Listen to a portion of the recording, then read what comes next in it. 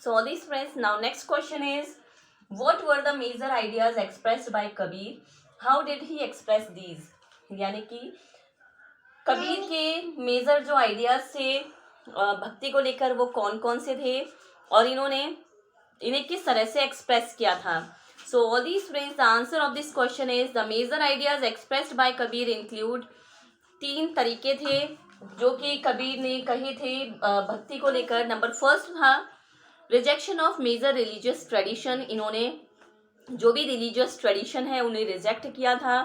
ऐसे ट्रेडिशन जो कि ह्यूमन बींग्स को हार्म पहुंचाते हैं, ह्यूमन बींग्स को डिस्क्रिमिनेट करते हैं, तो उन सभी जो रिलीजियस ट्रेडिशन है उन्होंने रिजेक्ट किए थे. नंबर सेकंड है criticism of all forms of external worship of both Brahmanical Hinduism and Islam. यानी कि ब्राह्मणिकल हिंदुज्म और इस्लाम की एक्सटर्नल वर्शिप पर, बाहरी रूप से जो भी पूजा पाठ होता है, बाहरी जो भी पूजा पाठ है, जो वर्शिप है, उन्होंने उसे क्रिटिसाइज किया था और इन्होंने कहा था कि अगर हमें भक्ति करनी है तो हमें अंतर्मन से करनी होगी, ध्यान करके करना होगा. नंबर थर्ड है criticism of priestly classes and caste system. इन्होंने जो क्लास और कास्ट सिस्टम था उसे क्रिटिसाइज किया था और इन्होंने कहा था कि ये जो कास्ट सिस्टम है, जो क्लास सिस्टम है, ये लोगों को लोगों से ही अलग करता है. तो इस तरह से हम देख सकते हैं कि कबीर के जो मेजर आइडियाज थे वो 3 थे. Number first rejection of major religious tradition. Number second criticism of all forms of external worship of both Brahmanical Hindus and Islam. And number third criticism of priestly classes and caste system. So all these friends, now next question is, what were the major ideas expressed by Kabir? How did he express these? यानी कि कबीर के major जो ideas थे भक्ति को लेकर वो कौन कौन से थे और इन्हें किस तरह से एक्सप्रेस किया था. So all these friends, the answer of this question is the major ideas expressed by Kabir include. 3 तरीके थे जो कि कबीर ने कहे थे भक्ति को लेकर. नंबर फर्स्ट था rejection of major religious tradition. इन्होंने जो भी रिलीजियस ट्रेडिशन है उन्हें रिजेक्ट किया था. ऐसे ट्रेडिशन जो कि ह्यूमन बींग्स को हार्म पहुंचाते हैं, ह्यूमन बींग्स को डिस्क्रिमिनेट करते हैं, तो उन सभी जो रिलीजियस ट्रेडिशन है उन्होंने रिजेक्ट किए थे. नंबर सेकंड है criticism of all forms of external worship of both Brahmanical Hinduism and Islam. यानी कि ब्राह्मणिकल हिंदुज्म और इस्लाम की एक्सटर्नल वर्शिप पर, बाहरी रूप से जो भी पूजा पाठ होता है, बाहरी जो भी पूजा पाठ है, जो वर्शिप है, उन्होंने उसे क्रिटिसाइज किया था और इन्होंने कहा था कि अगर हमें भक्ति करनी है तो हमें अंतर्मन से करनी होगी, ध्यान करके करना होगा. नंबर थर्ड है criticism of priestly classes and caste system. इन्होंने जो क्लास और कास्ट सिस्टम था उसे क्रिटिसाइज किया था और इन्होंने कहा था कि ये जो कास्ट सिस्टम है, जो क्लास सिस्टम है, ये लोगों को लोगों से ही अलग करता है. तो इस तरह से हम देख सकते हैं कि कबीर के जो मेजर आइडियाज थे वो 3 थे. Number first rejection of major religious tradition. Number second criticism of all forms of external worship of both Brahmanical Hindus and Islam. And number third criticism of priestly classes and caste system. So all these students, now our next question is, what were the major beliefs and practices of the Sufis? Sufis के major beliefs और practices क्या क्या थे? तो देखिए Sufis के major beliefs और practices को हम 3 पॉइंट्स में समझ सकते हैं. नंबर फर्स्ट पॉइंट है Sufis were Muslim mystics. They rejected outward religiosity and they lay emphasise on love and devotion to God. ये मुस्लिम माइस्टिक्स थे, इन्होंने आउटवर्ड रिलीजियसिटी को रिजेक्ट किया और उन्होंने love and devotion to god पर एम्फेसाइज किया. They rejected idol worship. उन्होंने मूर्ति पूजा का विरोध किया. They believe that the heart can be train to look at the world in two different way. और उनका मानना था कि हर्ट को ट्रेन किया जा सकता है, हमारे मन को ट्रेन किया जा सकता है अगर हम पूरी दुनिया को एक अलग ही नज़रिए से देखेंगे, एक पॉजिटिव नज़रिए से देखेंगे. नेक्स्ट क्वेश्चन है बच्चों, why do you think many teachers rejected previous religious believes. कि बहुत सारे जो गुरु हैं उन्होंने पहले से चली आ रही जो भी बिलीव्स थी, जो परंपराएं थी, उनका क्यों विरोध किया. तो many teachers rejected previous beliefs and practices because these were based on social differences, social inequality.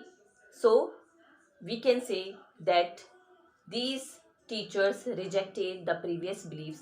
तो कहने का मतलब है कि बहुत सारे जो टीचर्स थे उन्होंने प्रीवियस बिलीफ को, प्रीवियस प्रैक्टिसेस को इसलिए रिजेक्ट किया क्योंकि ये सोशल डिफरेंसेस पर बेस्ड थे, कास्ट सिस्टम पर बेस्ड थे, एक्सेस रिचुअलिज्म पर बेस से बहुत ज़्यादा एक्सेस में रिचुअल फॉलो किए जाते थे, अंधविश्वास फॉलो किए जाते थे जिनका कोई लॉजिक नहीं था।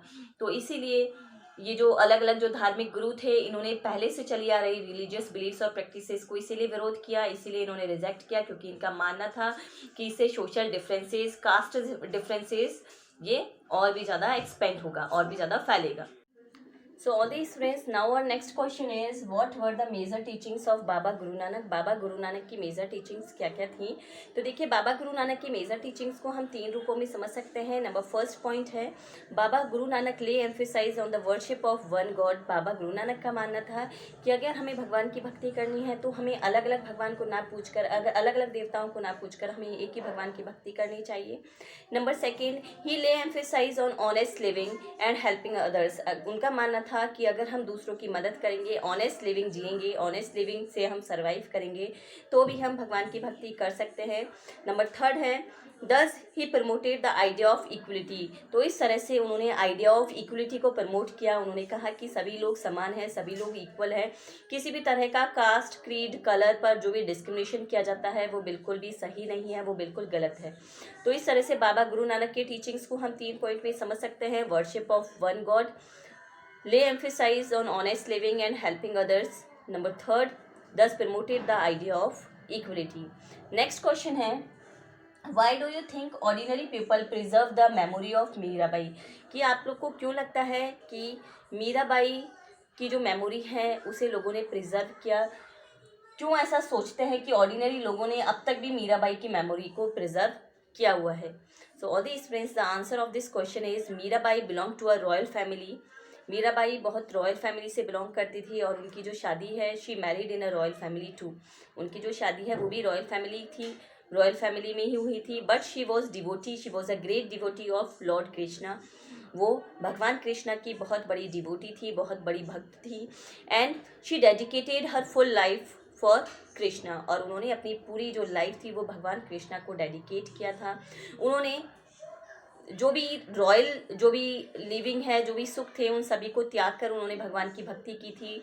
She rejected all the luxuries of royal families and she was leading a simple life, she was leading a honest life. वो बिल्कुल सिंपल लाइफ लीड कर रही थी, सिंपल लाइफ जी रही थी, उन्होंने सभी लग्जरीज को छोड़ दिया था। So we can say that ordinary people preserve the memory of Mirabai. इसीलिए ऑर्डिनरी लोगों ने मीराबाई की मेमोरी को प्रिजर्व रखा था, क्योंकि इतनी रॉयल फैमिली से बिलोंग होते हुए भी, इतनी अच्छी फैमिली में शादी होते हुए भी वो कृष्णा की इतनी बड़ी भक्त थी कि उन्होंने अपना जो पूरा जीवन था वो उनको डेडिकेट कर दिया। किस तरह से उन्होंने अपना पूरा जीवन कृष्णा को डेडिकेट किया? उनकी कृष्णा के लिए उन्होंने भजन गाए, गीत गाए और साथ ही साथ उन्होंने बिल्कुल सिंपल लाइफ जिया। So all these friends, here we have discussed all the question answers of this chapter. हमने इस चैप्टर के सभी क्वेश्चन आंसर्स को डिस्कस कर लिया है। You have to watch the video carefully, you have to read all the answers carefully in the sheets and you have to write carefully. If you have further any doubt, then you can ask me, you can contact to me anytime. So till then, all is friends, keep learning, stay home, stay safe, take care all, and thank you for watching this video.